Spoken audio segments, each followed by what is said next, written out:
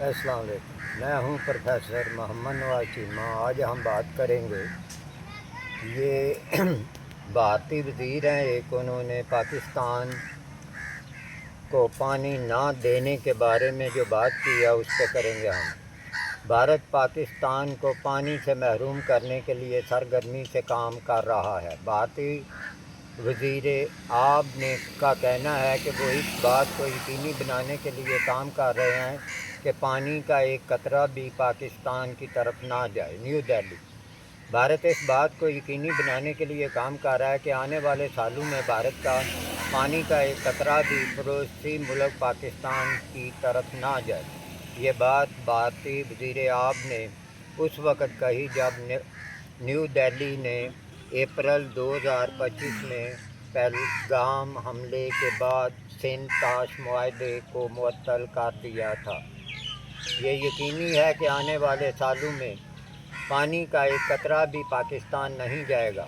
بھارت کے وزیر آب سی آر پاٹل نے منگل کی رات یہ بیان دیا اے این آئی کو بیان دیا۔ پاٹل نے ہندی میں گفتگو کرتے ہوئے کہا کہ بھارتی وزیر اعظم نریندر مودی کی طرف سے ہدایات ملنے کے بعد اس پر سرگرمی سے کام ہو رہا ہے۔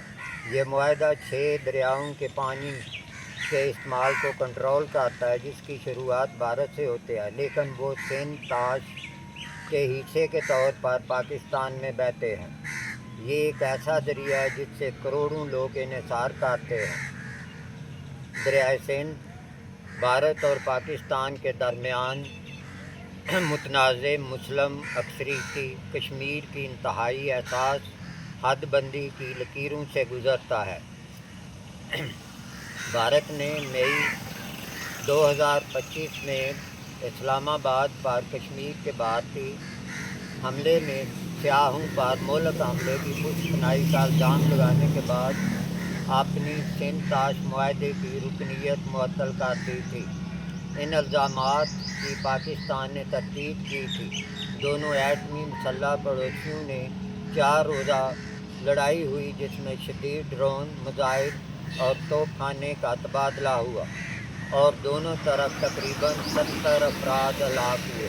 تب سے پانی کا مسئلہ ایک تلخ تنازع بنا ہوا ہے۔ ماہرین کا کہنا ہے کہ بھارت کے موجودہ ڈیموں میں اتنی صلاحیت نہیں ہے کہ وہ پانی کے بہاؤ کو روک سکیں یا اس کا رخ موڑ سکیں، اور وہ صرف اس بات کو کنٹرول کر سکتے ہیں کہ کب پانی چھوڑا جائے۔ پانی کے بہاؤ کو روکنے سے پاکستان کی زراعت اور مجموعی معیشت پر سنگین اثرات مرتب ہوں گے، لیکن کسی بھی منصوبے کو اثر انداز ہونے میں کئی سال لگیں گے۔ بھارتی زیر انتظام کشمیر کے ایک اہلکار نے بتایا کہ کسی بھی کام کا آغاز 2027 کے وسط سے پہلے ممکن نہیں ہوگا اور اسے مکمل ہونے میں کم از کم 5 سال لگیں گے۔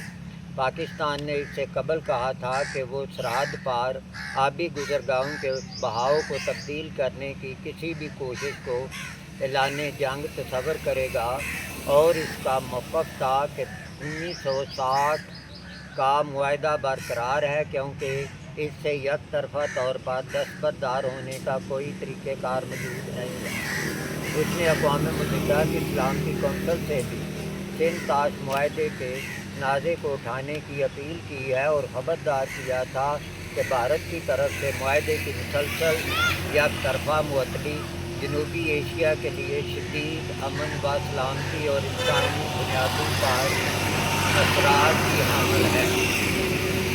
میں یہاں پہ مزید یہ کہنا چاہوں گا کہ اگر یہ بھارت نے پاکستان کا پانی بند کر دیا اور اس کے بعد جو ہے انہوں نے واقعی پاکستان کو بنجر کرنے کی کوشش کی، تو یہ ایک اعلان جنگ سمجھا جائے گا، اور اس کے بعد مجھے جو یقین ہے کہ پاکستان مجبور ہو جائے گا کہ تمام جو ڈیم وہ بنائے گا دریائے جہلم، دریائے سندھ یا دریائے چناب پر، ان کو اڑا دیا جائے گا یقیناً۔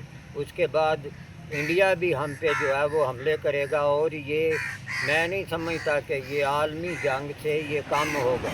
اس لیے بھارت کو میں یہ بتانا چاہتا ہوں کہ ایسی کوئی حرکت نہ کرے جس سے ہمارا پانی روکا جائے، اور اگر روکا گیا تو اس کے کیا اثرات ہوں گے وہ آدمی سوچ بھی نہیں سکتا۔